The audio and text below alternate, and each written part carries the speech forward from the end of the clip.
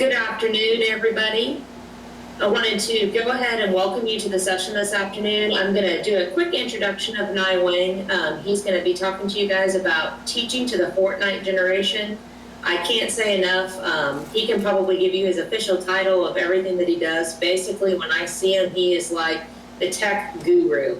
And that's the best way I can introduce Nai.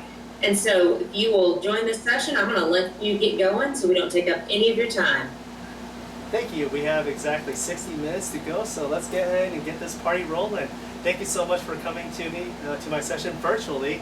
As you know, I love speaking at conferences, and the dynamic and energy is always different. So I decided, instead of sitting in front of the PowerPoint slide and you see my smiley face by itself, I thought I would do something a little more interactive with some more technology. So as you can see here, I'm going to be presenting in front of a screen.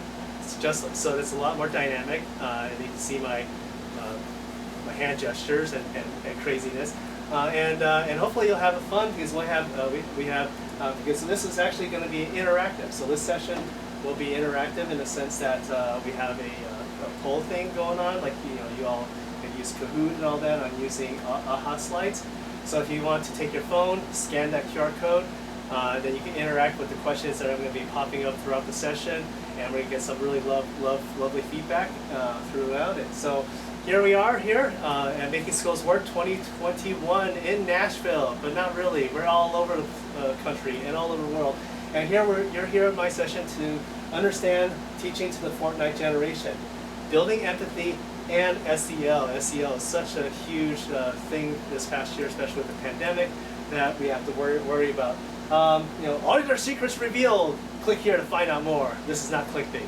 So I'm Nai Wang. I'm founder and president of KV Education System and Fluency and Math Fluency Project.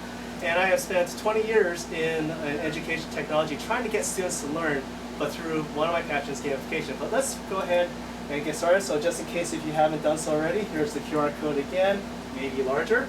And then you can go ahead and scan that. And I'll give you 10 seconds to complete this operation. 9, 8, 7, 6. Okay, let's move on. So, let's go ahead and get this meeting started. I'd like to thank you for coming to this monthly meeting of GA, which is Gamaholics Anonymous. Please, everyone, give a warm welcome to our new guests. So everyone applaud, thank you, to me. So, my name is Nai, and I am a gamaholic. So I was 2 years sober, doing perfectly fine, just watching my horrible sitcom shows, reality TV, and then all of a sudden, the pandemic hit. Yes, the pandemic made it force us all to go back and cloister indoors so I could watch more TV and binge watch Netflix. But then, after a couple weeks, I found myself, my facial hair growing, my hair getting longer, and it just kept going 2 weeks, 4 weeks, 6 weeks, and then something magical happened. This thing, the Oculus. So I entered the wonderful world of VR, and I have never looked back. So thank you very much for coming to my session. I'm going to go and join the world in Tahiti. Just kidding. All right, so the pandemic happened and VR happened. So let's go ahead and look at the first question here. Of course, that question's not working. Let's go ahead and scroll down to moving the mouse. There we go. Advanced slide. Okay, well, so the first question, before we get started is, have you ever attended my session before? So go ahead and, oh cool, there we go. First timers, awesome. Lots of people, great. So basically, when the pandemic happened, I had my video games, but I didn't feel that was enough. So then I purchased the Oculus Quest, and boy, was that a new experience. And this is something that that has brought me back into the gaming world, and I basically tell everyone it's a game changer, because it's a game changer, and it's also for the masses. So, moving on. Okay, so just wondering if anyone else here is an addict. So looks like a good number of people here are new timers. Good. Let's move on to the next question. When did you first play video games? So let's maybe go through the agenda while you're answering that question. First off, we're going to understand the gamer, the mind of the gamer, what's going on in their heads and my head, so that you can have a better understanding of building more empathy. Second, I'm going to talk a little bit about the video game industry and how that is going to affect education, because that in itself is going to be a critical part of how we deal with these kids currently and moving forward. I'm going to talk about how I successfully gamified a really difficult subject, mathematics. So I kind of give you some real world examples and also examples from other teachers as well. So also we're going to talk about the culture of gamers, because like anything else, gamers have a whole entire different niche system. Like we got the drama people, we got the jocks, we got the band people, so we got chess club people. So every genre, every grouping has their own language and their own understanding. So then therefore, if you understand that a little bit more, then you'll be better off. And I'm going to be breaking this session into 3 Q&A breaks so that I could address questions that you're typing into the screen right now. I'm sure you probably have dozens of them. So there's going to be 3 breaks, one at 1/3, one at 2/3, and one closer to the end. I'm hoping that I'll have 10 minutes to do that. So prepare yourselves to crank it to 11. Bring it to warp speed. Any Trekkies here? Well, let's bring it to ludicrous speed. Anyone know where that reference came from? Let's take a brain dump. And in fact, this session I've done for the past 5 years, I've had teachers come up to me and they've taken 20 pages of notes. 20 pages. So get your scribble hand ready and jot some really brilliant ideas down, because I'm going to dump my brain on you. Ludicrous speed. So anybody remember Spaceballs? Yeah? Great movie. And my password is 1234. So let's talk a little bit about the education system and me.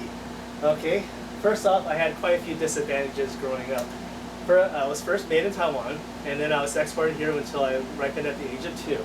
So I grew up in a Chinese restaurant, and I had a lot of problems with learning, because English was my second language, and I had difficulty reading. So therefore, I had to go through 2 years of speech class and language class to just kind of get caught up to the rest of the kids. I also had another problem that some of you might be familiar with, which is ADHD. So, so I was like really hyper, and I couldn't focus, and my parents tried to deal with me. But because we were so poor, and growing up in a Chinese restaurant, because you know how difficult it is, they didn't put me on meds, so I had to deal with it. They had to deal with it. I was a big major pain in the ass. Am I allowed to say that? Yes, I am. I also failed a math class, not because I didn't know mathematics, but because I just couldn't focus on the class. I fell asleep in the class all the time. And then I had to deal with it all naturally, because we couldn't afford the Ritalin, the medicine, so they just had to good old-fashioned discipline me. But then what happened is, as I was trying to cope with this problem, I turned it into a superpower. So what happened is, like, this turned your frown upside down. It gave me heightened senses, because I was able to take my attention craziness and then be able to observe many more things at once and be able to process that. So instead of trying to focus on one thing and being a linear learner, I'm a multi-dimensional learner. So it actually gave me multi-point perception, because when I'm playing these video games, there's so many things going on, you can't just pay attention to one item. You have to pay attention to so many different things and react to it. So that gave my brain the ability to do that. And so because of that, I was so geared up for video games. Video games like caught my attention. It was able to hold it, and basically, because I love video games, I'm like, hey, let me teach myself programming. That's an easy language to learn. Basic, C++, all that kind of stuff. But then, I got into education through a variety of wonderful stories, which I'm not going to tell here. Which then, because of my restaurant background, I gamified culinary arts education.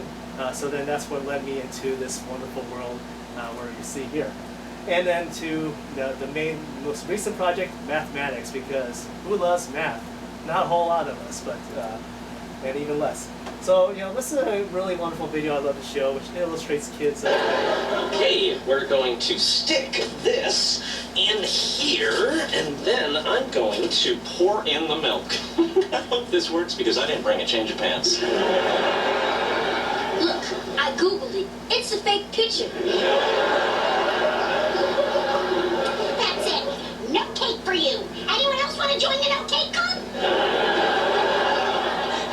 Just kidding, boys and girls. Everyone gets a cake.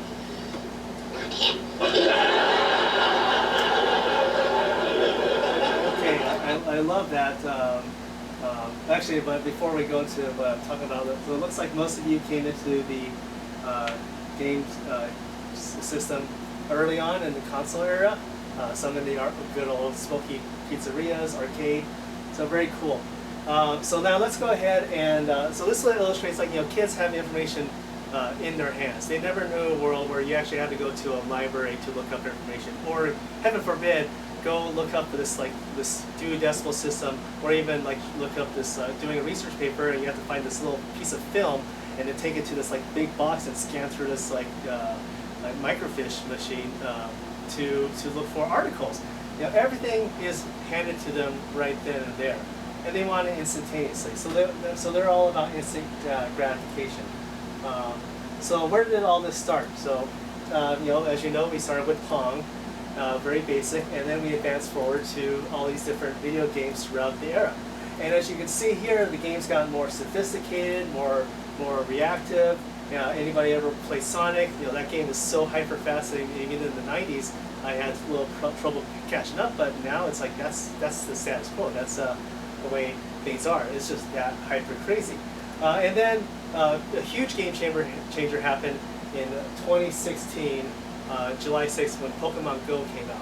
So instead of being tied to these like devices and sitting in your couch or even handheld, now these kids are coming out into the real world, walking around and catching Pokemon in augmented reality. So we got these kids off their couches and playing games out and socializing even in the real world. So that actually made a huge fundamental shift in the way we perceive games. And then, so when they first launched in the first week, 45 million people signed up to be part of this Pokemon craze. How can this one video game create such a huge response? And it's because Pokemon has been around for over 20 years. Started out as a Game Boy game, and turned into trading cards and tons of cartoons and videos and movies and all that kind of stuff. So that it had a huge franchise. And when they launched this was like every kid's dream. From the 1990s on forward, is to be able to go out there and catch those Pokemon. So it's even so crazy that you can see here, this is an event, and these people were out there, and this guy did a body check, but they were all out there catching Pokemon. How many kids do you see in this video? Not a whole lot. How many adults? A whole lot. So these adults were that crazy. It's not just a kid thing anymore. Fortnite was another big game changer in 2018 when it came out. It had a free-to-play model, and it just created this huge following and a player versus player type of game. And then, as we acknowledged earlier, the VR for the masses when the Oculus Quest came out. So now it's accessible to just about everyone for $299.99, which is very cheap for such an amazing device. And you can see here, like most people who play it, they grow up, the beards got scruffy, and actually, what am I kidding? Let me get more casual here, because this is a casual affair. Glasses off. Now I'm Superman.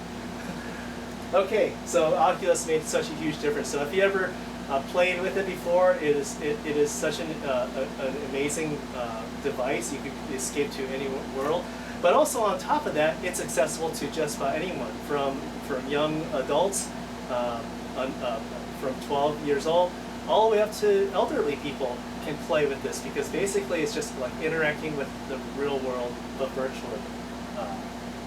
In fact, it's so accessible that it's really going to fundamentally change everything. So going back to the survey here, most of you came from the console era, a few arcade, a few PC gamers, and a few handheld gamers. Very good.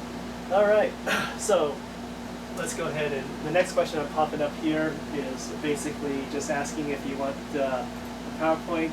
Oops, I didn't mean to. Hold on. So go ahead and type in your email address, and then I'll email you the PowerPoint, which basically is really large. So let's go ahead and talk about how entertainment has shaped our kids' minds real quickly here. So back when you were growing up, for most of you, you were watching the television. So we call it the boob tube. And basically, you're sitting in front of it, you're being entertained by your favorite cartoon characters, like Mickey Mouse, the Smurfs, even Felix the Cat.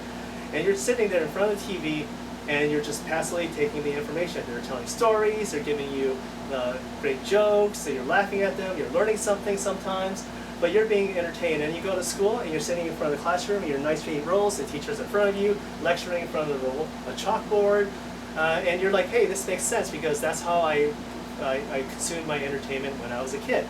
But then when video games came out, you have a controller now. So instead of passively listening to a story being told at you, you're now controlling the narrative. So you have these characters like Super Mario, Link, Sonic Hedgehog, Pikachu from Pokemon.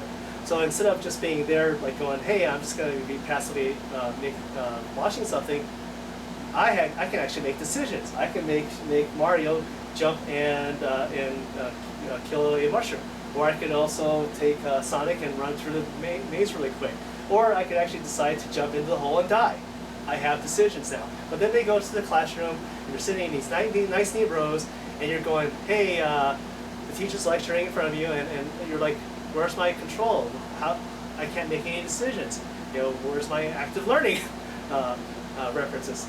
So these kids this creates the disconnect. And fortunately for us, and with the pandemic, we've had come up with some really great strategies to create better engagement. But this is the challenge we're fighting against, is the entertainment medium that these kids are growing up. Because they want to make choices, they want to make decisions, they want to fail and learn from that failure, because that's what video games teach them. It's like, you're never going to make it through the level once perfectly. You're going to have to do it multiple times. So that entertainment has really affected how our education system is slowly adapting. But due to the pandemic, we kind of got a little kick in the butt. Okay, you see that? I'm not wearing shoes. I'm actually wearing sandals. Stay comfy. So that we could go ahead and engage these students, and we're actively trying to do that. All right, so I'm going to talk a little bit about video game as an addiction. So let's go ahead and advance to the next question. What do you think about video games? This is an open-ended question. This is a word class, so just type in, what do you think about video games? And we're going to kind of address that. But for me, I'm going to start with the topic of video games being an addiction. So in 2018, the WHO officially listed video games addiction as an official psychological disorder. Before that, it was an uphill battle. If your kid said, I'm addicted to video games, you're like, yeah, right. You're just having, you just have discipline issues. It's not really a disorder. But as these games became more and more robust, it actually came out to be more of a thing. So I'm going to take my first break now. We are exactly one third of the way in, and let's go ahead and queue up some Q&A here before we go into further discussion. So let's see here. I'm going to come over here to this screen, and if you are joining late, we're in this interactive portion here. Go to AHA Slides and MSW21. So any questions from my moderator friend? So far, we've not had any come in, but if you have not had a chance to pop them in there, if you're like me, you're glued to the screen watching what Nai's going to put up there next, feel free to go ahead and click on that button that says Q&A and drop them in there, and I will make sure that they get answered. All right, no questions. Perfect. Everyone's awesome. All right, so here we have our word cloud being populated right now.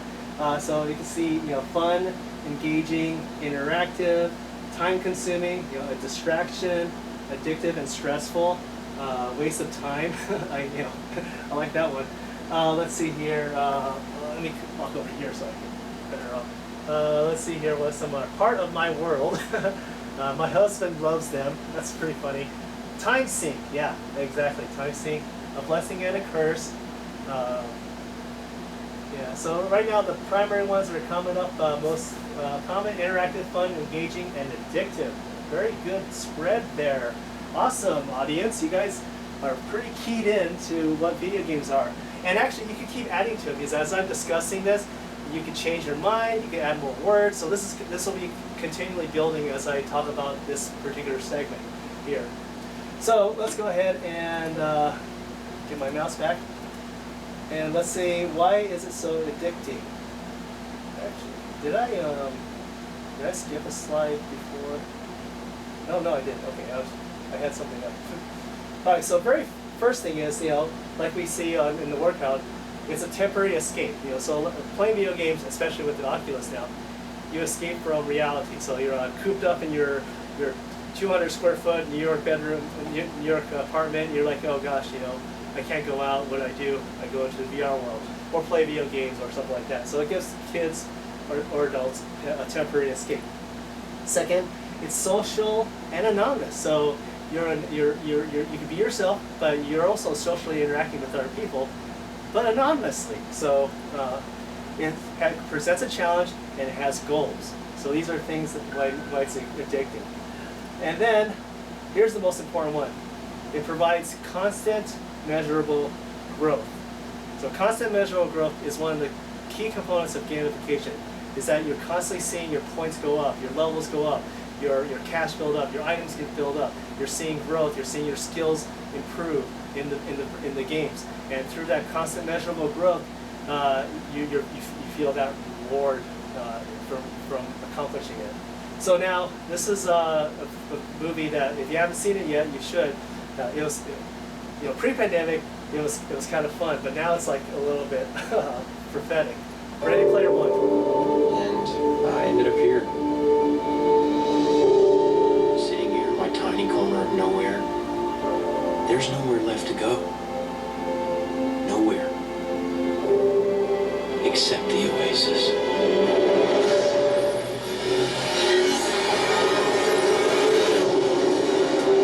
A whole virtual universe.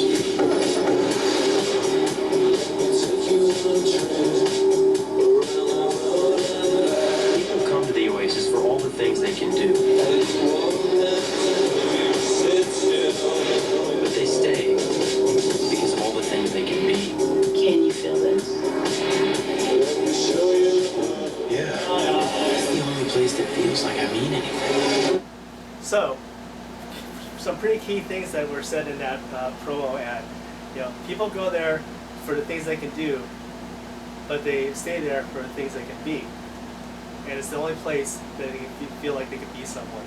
So a lot of these kids who are growing up in this, who are socially awkward, in this socially awkward world, in this social media laced environment, they want an outlet. They want some place to escape, and that's what video games provide them. So, and then, and it's my belief that augmented reality and virtual reality is going to be the future of education. It's that level of integration and learning. It's still going to be, a few years in the future. Hopefully it's shorter than latter. But it will be a fundamental shift in how we engage with content.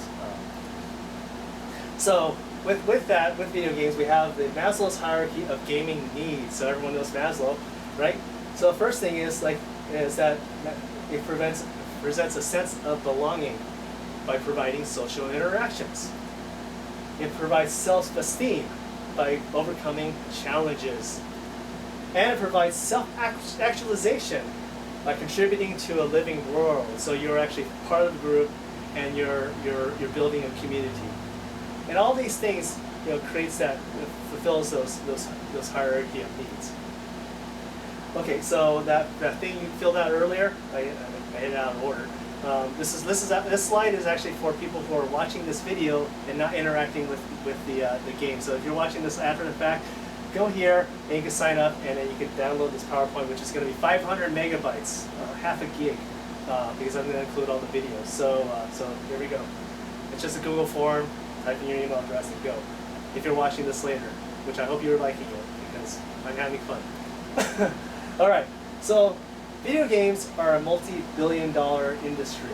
Okay, so before I go there, any major changes here? We see escape now pop up, frustrating popped up even more. All right, very good. Moving on to the, let's back up because that's too forward. Okay, so video games is a multi-billion-dollar industry. So it really became reality to me because in 2015, all those years ago, 6 years ago, I was watching the Super Bowl for, of course, the ads. I don't watch the game. I'm not a sports person.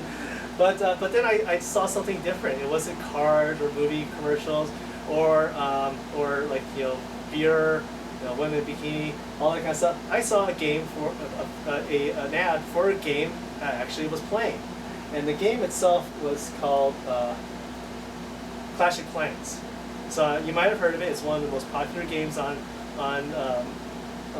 mobile platform, and all it is like you build a base, and then you attack other bases, and you create a clan and you attack other clans, and you go through that process, and it's completely free to play. So I was like, wow, this free game, which I've spent $0 on, is able to afford a Super Bowl ad. That is a first. I've never seen a video game company advertising Super Bowl, because that's not your demographic.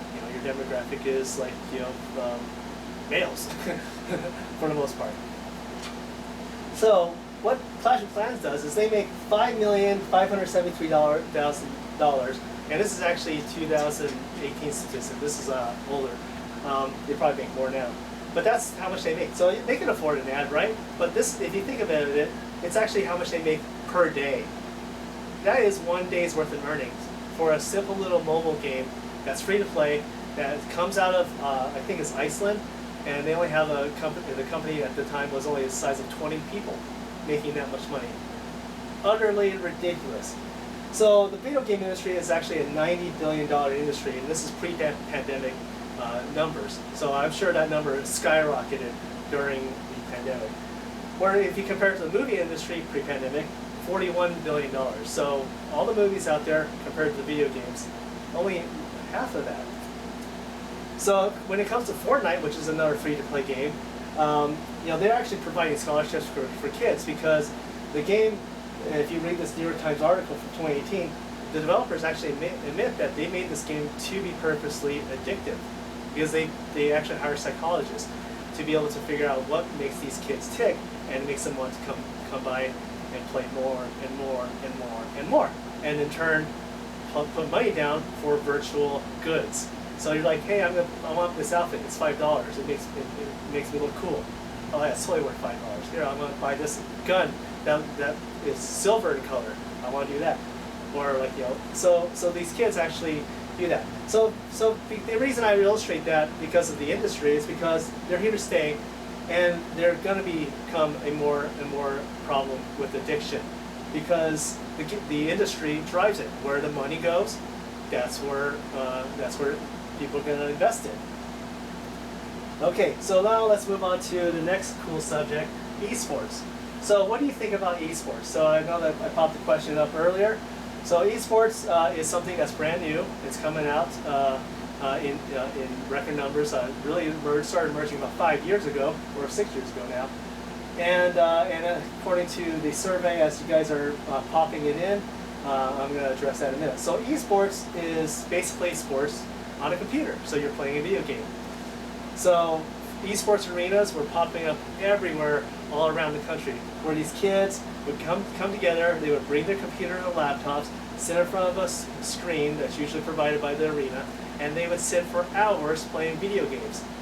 You think, wow, that's such a waste of time. What shouldn't they be out doing something else, like playing football? Well, actually, this is kind of something like that in a way. So one of the big ones that you actually might have seen on regular television is Overwatch. Overwatch leagues are huge, and this little clip here kind of shows you how hyped up it is. This is a league that was in 2019. Atlanta fans make it rain at their PG homestand, and the Stage 3 playoffs field is set. This is your Overwatch League Minute. 8 teams converged on Atlanta over the weekend for the league's second homestand event. The hometown Reign won both their matches, delighting the crowd and breathing new life. So you see, this is almost just like a regular NBA basketball game, right? Back in Los Angeles, 8-team Stage 3 playoffs field is officially set.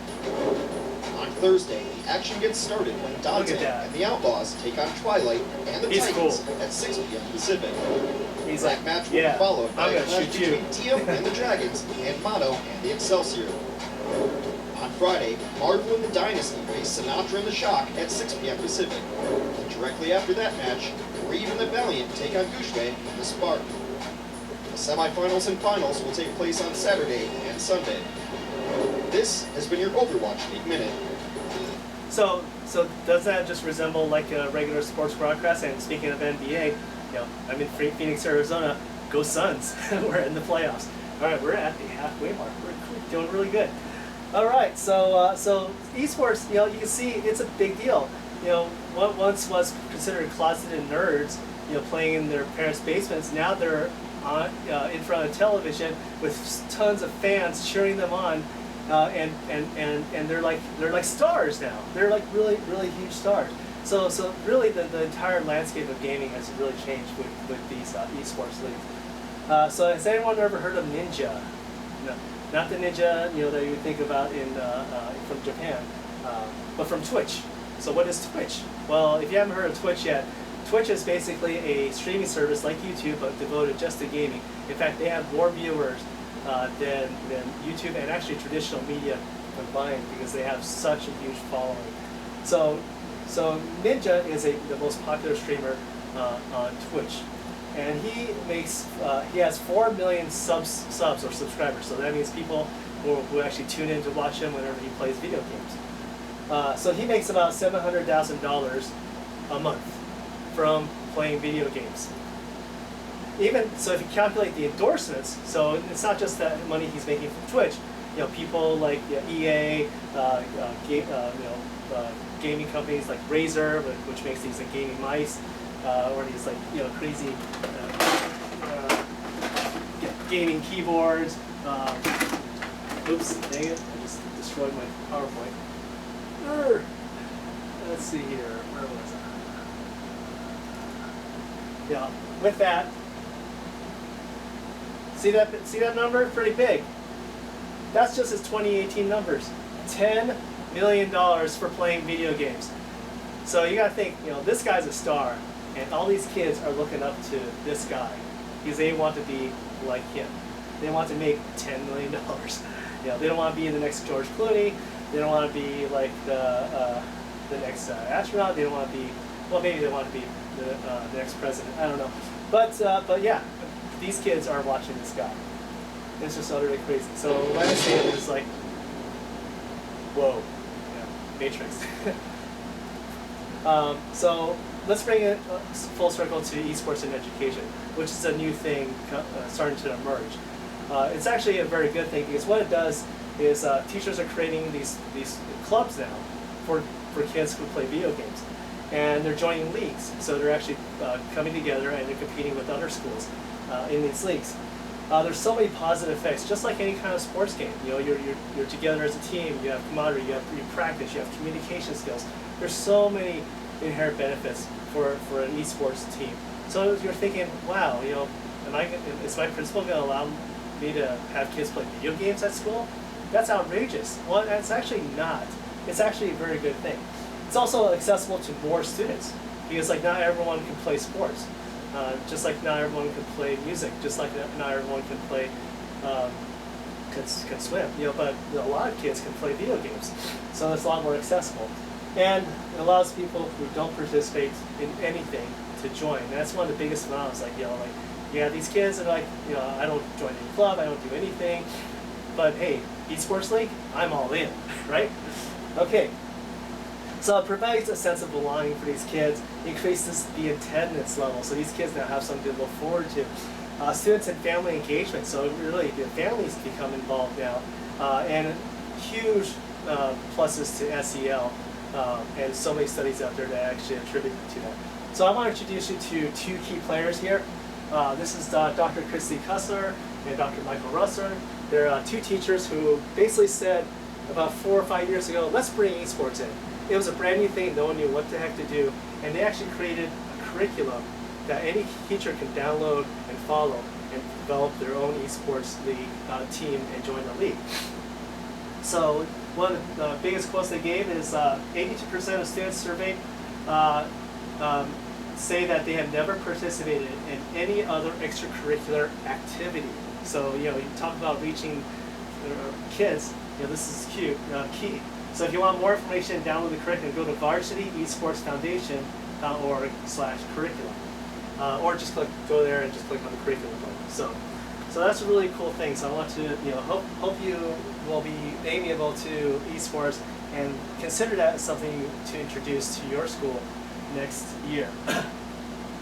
So my entire purpose of this is to build empathy. So let's look at this survey here. Only one person said it's a waste of time and money. Or no, it's a fad, it'll go away. 4 said it's a waste of time and money.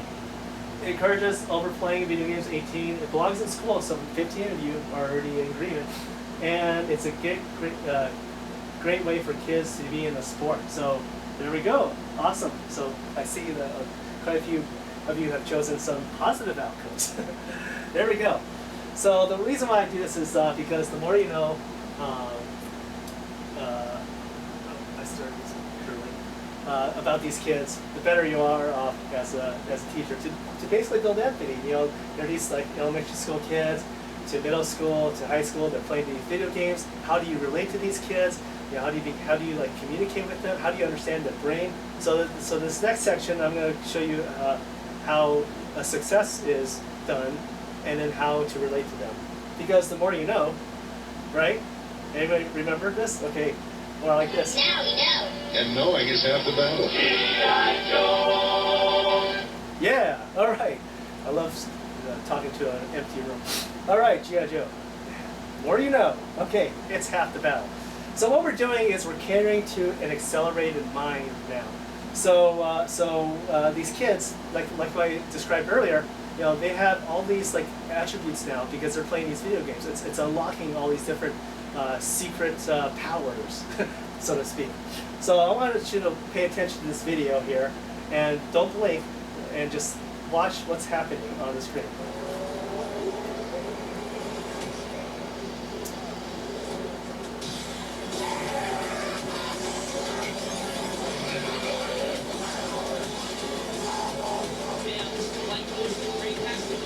So kind of insane, right? So this is a person playing Overwatch, and he's playing a character called Blink, or Tracer. Sorry, not Blink.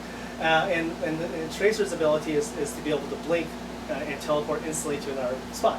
So when you're watching, was it kind of hard to keep up with what's going on? Yeah, I'd say so, because what they're doing is they're targeting enemies, they're shooting them and killing them. But the other thing is you also see all this other stuff on the screen. Okay, so what is all this other stuff? Well, all this other stuff is stuff that they also have to pay attention to other than what's right there in the front and middle. So over here we have their team and how they're doing. So are they doing well? Are they doing poorly? Is anyone down? Over here, this is the enemy team. So we have, looks like we have three of their teammates down, 3 of them still up and available. So they know they have an advantage. So they can press an advantage now because they have a full team before the other team respawns, which comes back to the game. Here's their kill log, seeing how many people, who's taken who out. Down here, this is their special power. So these, when they use it, it depletes, and then they have to wait for it to replenish before they can use it again. So they have to pay for that. This is their mega power. So when that thing fills up, they can unleash a firestorm or something. And down here is their health and their shields. So you can see, it's not just that, but these kids who are playing these video games are able to take in all this information, process it, and react to it. That is the accelerated mind. So how do we meet them at their level? You know, because we're educators, we're human, we can't do that kind of stuff. Okay, so let's take a quick moment for Q&A break 2. We're exactly 2/3 of the way through this session. So. Perfect. You got 2 questions in there, Nye. First one was, can a gamer really follow a lesson and play a video game at the same time? And then you also had, how can we use game content to help make connections to history, literature, science? So they kind of go together. Okay, so the question is, can they play a video game and learn at the same time? Yes and no, actually. So the way these kids' brains are, they compartmentalize. So if they're following a lesson, let's say they're taking in 30% of the content. 70% of their brain is being wasted in just brain deadness. But they're playing a video game, that might go down to 20%, but then they have their attention to split up into their video game, which is taking up the rest of the resources. But then they have an attention. So learning is through an iterative process. As you know, you can't read a passage and know everything. You have to do it multiple times. So in slides coming up, it's iterative processing that allows them to fully learn and grasp everything. So we need to dispel the myth that concentration is the only way to learn. It just doesn't work with these kids. So that's my personal opinion. I'm not a clinician or anything, but that's basically my understanding of it. And to be able to incorporate that stuff, that actually comes later because there's going to be strategies and ways that you can create higher levels of engagement through gamifying certain processes. So very good questions there. All right, cool. So let's move on. So I want to show you really quick, of gamification done correctly. This is one of the experiments that I've been doing, and it's in mathematics. So one of the challenges, like if you're working with like kids, they're all counting on their fingers, right? They're stuck counting on their fingers. They can't process information in their head. This is actually a group of fourth graders that we went to that started out with not being able to answer the question was 5 plus 4. 5 plus 4 is 9. So they had to go through that process. So this was like an inner city environment, a D/F or a failing school that actually had very difficult times with this entire cohort in this charter school. So this is a kid that we worked with, and this is only after 2 months of engaging them in math facts exercise. Isn't it boring? I'll just show you a small portion of this video. And if you download the PowerPoint, you can watch the whole thing. You ready? Okay. So you can see he kind of prepped for this moment here. And here he is. So he's in front of the computer. He's answering these questions. And just to let you know, it's going to be all correct. And you can see it's not the easiest questions in the world. And the X is moving on both sides of the equation. So how did he get there? Well, he started out adding 1 plus 1, 1 plus 2, 1 plus 3. And through practice, he started to get better and better and better until he got to this level here. Pretty amazing. And then 2 months later, we get to here. Man. Yes, man. All right, let's see that again. So here you can see there's words now. You can see that it's bigger. How do I get out of that view? And he's still doing it really fast. The first one he did 60 in 60 seconds. This one he did 60 in 59. And this is like, after a few months. So through that level of improvement, now here's like this. Okay, go. My name is Ryan, and I'm Fortnite Generation, and I have 209,000 points and 17,353 questions. Okay, let's do it.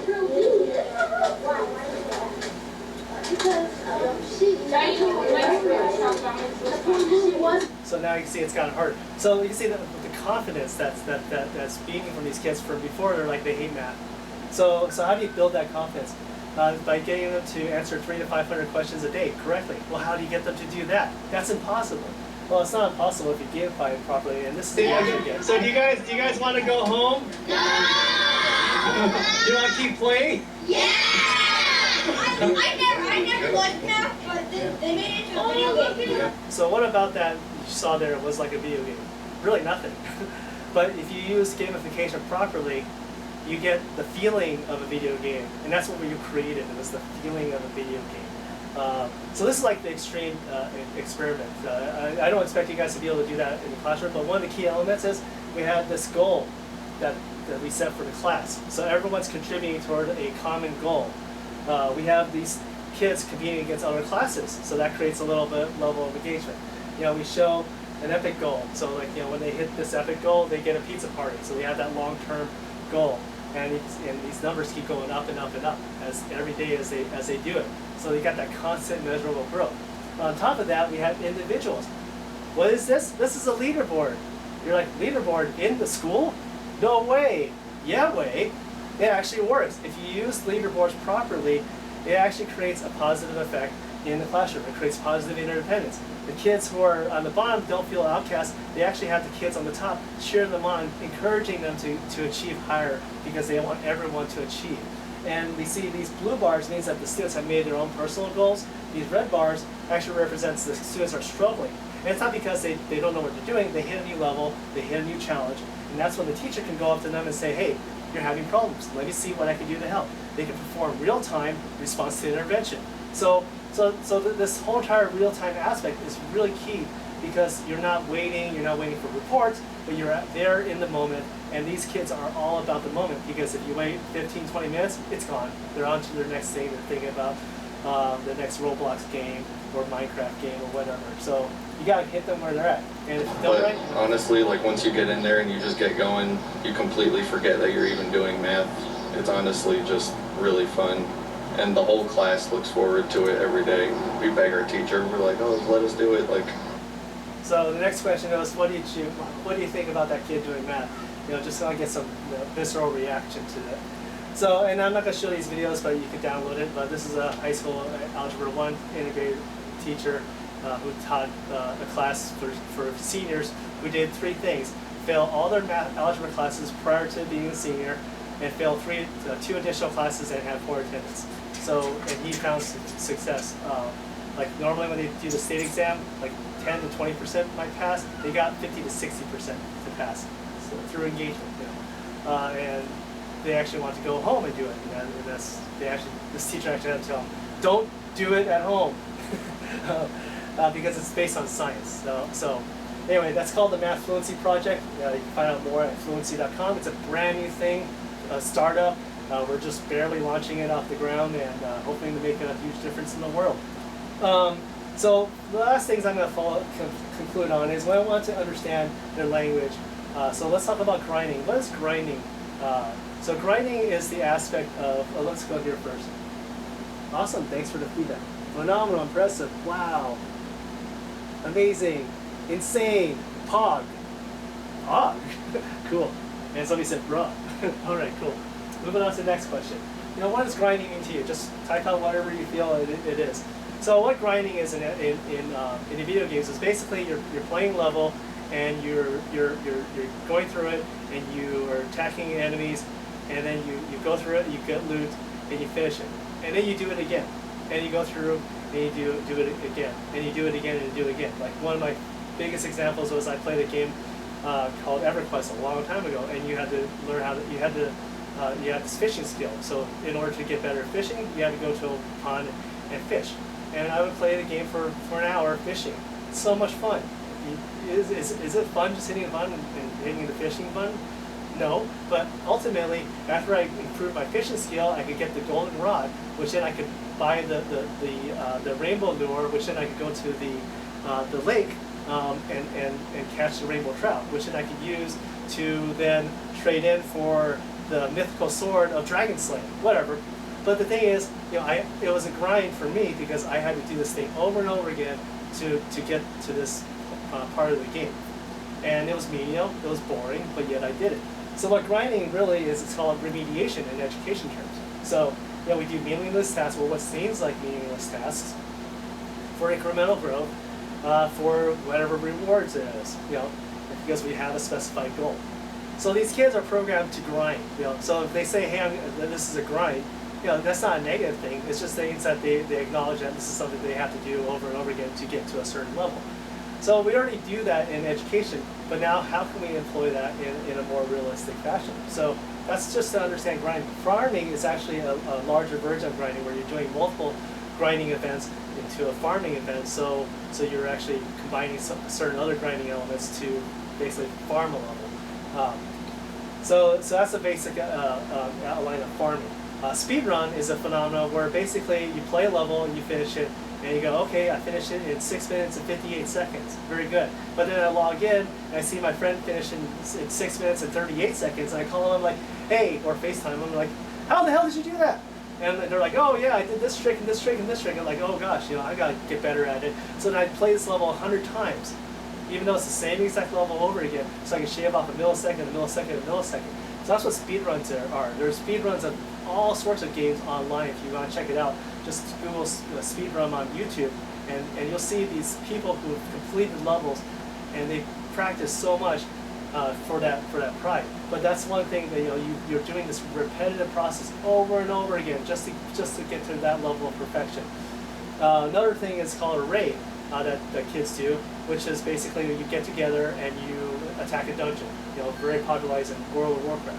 I'm down to my 10-minute mark. Cool, right on time. And then we have the 100%er. So these are kids who have like this really crazy OCD where they're like, when they play a game, they finish it and it says, you've completed 50% of the game. Well, what? There's more?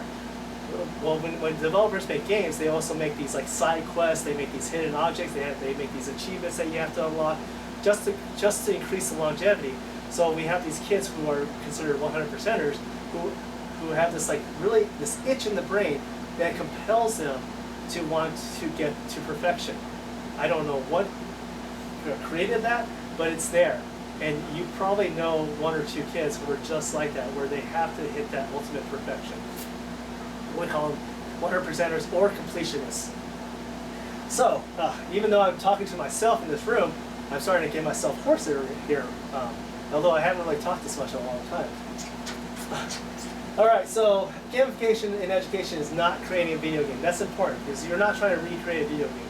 You have all these games online, but they're single-purpose games. They usually solve one issue, but they're not creating a process or a system. So here are 5 steps of gamification. Number 1, know your audience. Know your students, which is going to be the next slide coming up. Number 2, define a clear learning objectives and why. Number 3, structure the experience with a goal in mind. Number 4, identify resources.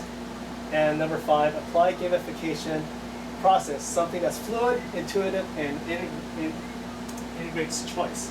Okay, so I'm going to pop up this next question, which is coming up, which is what is your Myers-Briggs? All right, so I'm going to talk. So this guy here, I met through the pandemic. He actually successfully gamified his math classroom for 8th graders. So he's James Wood at Achieve Charter School in Paradise, California. Yes, you heard of it because it burned down a couple years ago. Here's his email address, so feel free to contact him. But he developed a system of points which students can earn and trade it for reward cards. So this is an example of one reward card, and these reward cards gives these kids special powers. So they earn points, they could bank them, and they could do stuff like, one day they could listen to music. One day they could eat snacks in the classroom. One day they could not have to take a test. That's the ultimate one, or something like that. But these reward cards gives them something to earn and get up to. So he said that gamification allowed him to solve problems that never knew he had. So he had problems, but he never knew it. And he can offer students fun rewards within the classroom that otherwise could not, and offer them inclusive space for all, regardless of individual needs. And actually, his story starts out with he had a problem working with a special needs student who had these things that didn't want the other students to know about. So he created a reward system which masked that special needs requirement. So he can say, hey, I'm going to use this card. The kids don't know if he earned it or not, but the kid knows that this is the way to mask that. So it was a really beautiful story. And you can find out more at this site, chedteacher.com/problem solving with gamification. So that's a little write-up about him. And here's his personal profile at aasef.org, learning/sf/James Wood. So I know the microphone is kind of in the way, but we'll see here. Okay, so now we need to know your students. So answering the Myers-Briggs question, so we have INFP, INFJ, INFJ. So come on, keep populating it. So the Myers-Briggs of gaming is actually a really great way to kind of quickly assess what drives your students. So if you go to this website, gametree.me/wiki, if you happen to take a Myers-Briggs assessment and they get one of these, you can see what kind of games they gravitate towards. And if you click on the link, based on the games they gravitate towards, gives you an insight as to what drives them for awards, achievements, what makes them want to continue to play. And those type of insights gives you a way to really start to hone in on your lesson plans or how to communicate to these students. So I myself am an INTJ, a visionary mastermind. Whoa. and that's perfect for my personality. So I like to plan, execute, do a lot of these global offensives. I like playing real-time strategy games. But but if you look for yourself, and look at this, you can see if it's similar to you. Another key one that I'm going to bring up next is from quanticfoundry.com. In it, there's actually 2 surveys. One is a video game survey, and one is a board game survey. So if you play board games, it also applies. And what it does is it asks you a series of questions about what you do, what you play, blah, blah, blah. And then after that, it builds a profile. So this is my profile, which comes out to be action-oriented, proficient, driven, social, and deeply immersed. So actually, I took this survey back in 2016 or 17, a long time ago. So I wonder how this has changed since then. But you can see, this is actually pretty accurate. I like action games, emerging games, social, a little medium on the mastery, not too much on the creativity, although I used to love playing SimCity, so not much anymore, and achievement oriented. So this actually is another great way to kind of build a profile, and then you can have these kids take it, and then you can have this profile about all your students, and you can see how your class is made out of. So I'm going to finish off here in the last few minutes, or actually 3 minutes, on understanding game preferences. So there's dozens of genres. So first-person shooter, which is the most popular one, such as Fortnite, Call of Duty, Grand Theft Auto. And you got to think, what happens here is these kids, tend to be aggressive, they're violent, bullying, and they can be addicted. But hey, look at this. Let's turn that frown upside down. They're very perceptive. They're team players. They have fast reactions. They're adaptive. They have those traits. MMORPGs, massively multiplayer online role-playing games. And what they have here is we have World of Warcraft, Dota 2, Diablo, Eve, No Man's Sky. So basically, you think of that, but then let's look at this. They have all these positive traits as well. So you got to think even though they're playing these video games, they're building skills. They're building these different attributes as well. And I have my next question up, which is a loaded question. So, so other genres: action adventure, fighters, RPGs, real-time strategy, Sims, time wasters. So I'm just going to quickly page through these so you can have them as reference. Action adventure. These are the positive traits that they might have. Fighting games. Negative, positive. Real RPGs. You see there, they're planners, they can do repetitive things, they're analytical, real-time strategy, and then simulation. I know I went through that fast. I popped up the last question. Please rate my presentation. You can do this after the session is over. And also don't forget to fill out the evaluation and give me the proper amount of stars. I really do appreciate it, because then SRAB will want to have me back again. Time wasters. And then Minecraft, which is still lots of cool things about Minecraft, and then augmented reality and virtual reality, which is still the next unknown. So here's my contact information. Complete your evaluations and complete the survey. So I hope you all had a great time here. I wish I have a couple minutes. Are there any questions that are pressing that I should answer here? I made it to the end on time. Real quick, Nye, just in case so that everybody knows, you can actually continue asking questions and doing some live chatting with Nye if you want. When this session ends here in just a minute, you go back to your schedule where you linked into the session, go back to the session descriptor, and then when you click on that, you'll notice there's a tab that says discussion chat. Feel free to go in there and you may be able to go a little bit more in depth. I would really push. We probably won't have any time to do it now, but Jackie had a great question on, thoughts and advice for how to get this into a district that is opposed to gaming. So awesome. I'll put you guys up for that as well. So thank you so much, guys, and we appreciate you. And Nye, thank you again. You're awesome. Yeah, great. And we still have 40 seconds left, so want me to do a song and dance? I'm kidding. But yeah, if you guys watched the recording, I hope you enjoyed it, and I hope you didn't fast forward through all the boring parts. And make sure to click like and subscribe. Wait, we're not doing that. and everything like that. And I hope you enjoy this conference. And I'll see you next year in person, right? In person. Thanks again, Nye. We'll see you guys in the discussion chat room. In Texas. All right. Looking forward to it. Thanks for your feedback, everyone. And when does it... Yeah, so I'll know when it ends because you said it's going to end right on the mark. So we got 5, 4, 3, 2, 1. There you go. Thanks, Mike. There we go. 0. Oh, they're running late. It should have ended already. It's something that's out of our control, so we don't know what it's supposed to end. But thanks again for participating. I really enjoyed it, and I welcome any feedback, constructive or destructive. I'll take anything. I don't know. Am I still talking to myself? Is there anyone here left? Okay, I think it's over.